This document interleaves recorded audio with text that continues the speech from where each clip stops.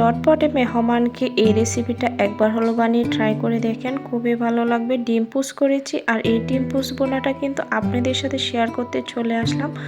আর এত মজা খেতে, আপনারা অবশ্যই ভিডিওটা ধৈর্য সহকারে দেখবেন, আশা করি ভালো লাগবে। প্রথমে কড়াই আমি তেল ঢেলে নিচ্ছি আর এখানে আমি ডিম দিয়ে দিচ্ছি। তেলটা যখন ভালোভাবে গরম হবে তখন আমি ডিমগুলো দিয়ে দিলাম, উপরে লবণ ছিটিয়ে দিয়ে দিচ্ছি। আর ডিমগুলো কিন্তু সুন্দর করে আমি উল্টিয়ে পাল্টিয়ে নিচ্ছি।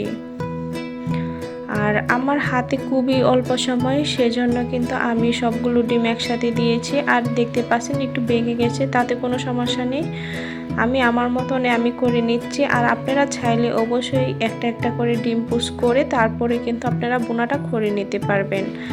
আর ডিম পুষটা যে এতো কিন্তু আমি ভাজি নাই, মোটামুটি ভেজে তারপরে কিন্তু উঠিয়ে নিচ্ছি।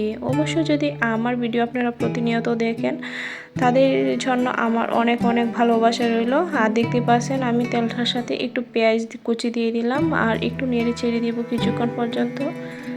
তারপরে অল্প একটু পানি দিয়ে সুন্দর করে আবার একটু নেড়ে ছেড়ে দিচ্ছি।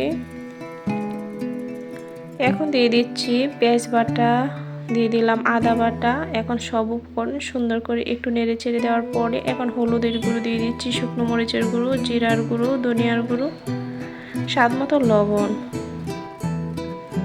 সব উপকরণ সুন্দর করে ভালোভাবে একটু আমি কষিয়ে নেব।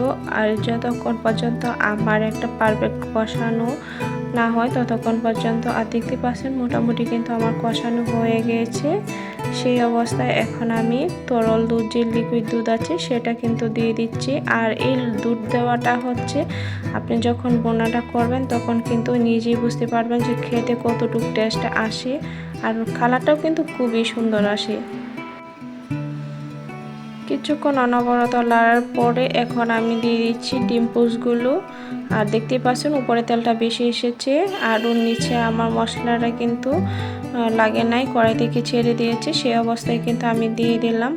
আর যারা অলরেডি আমার ভিডিওগুলো সব সময় প্রতিনিয়ত দেখেন তাদেরকে আমি বলবো আমার টিপসগুলো যদি আপনারা সব সময় ফলো করে বাসায় ট্রাই করে দেখেন, জানি আপনাদেরকে অনেক ভালো লাগবে। আর অল্প পানি দিয়ে দিলাম, দিয়ে কিছুক্ষণ নেড়ে তারপরে কাঁচামরিচ কুচি দিয়ে দিচ্ছি।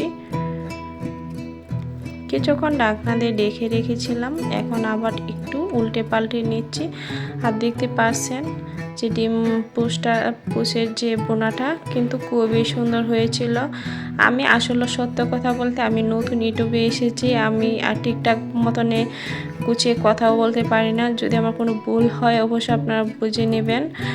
আর দেখতে পাচ্ছেন আমি পরিবেশনের জন্য একটু বেড়ে নিচ্ছি। আর এই যে দেখেন ফাইনাল লুকটা ছিল খুবই অসম্ভব মজা। আর আমি বেশিক্ষণ আপনাদের সাথে কথা বলবো না, এখন খেতে বসে পড়েছি, সেটা আপনাদের সাথে শেয়ার করলাম। যদি আমার চ্যানেলে আপনারা নতুন হয়ে থাকেন অবশ্যই চ্যানেলটা সাবস্ক্রাইব করতে ভুলবেন না। আর অবশ্যই লাইক কমেন্ট শেয়ার করে দিবেন। আজ এই পর্যন্তই, সবাই ভালো থাকেন, আল্লাহ হাফিজ, আসসালামু আলাইকুম।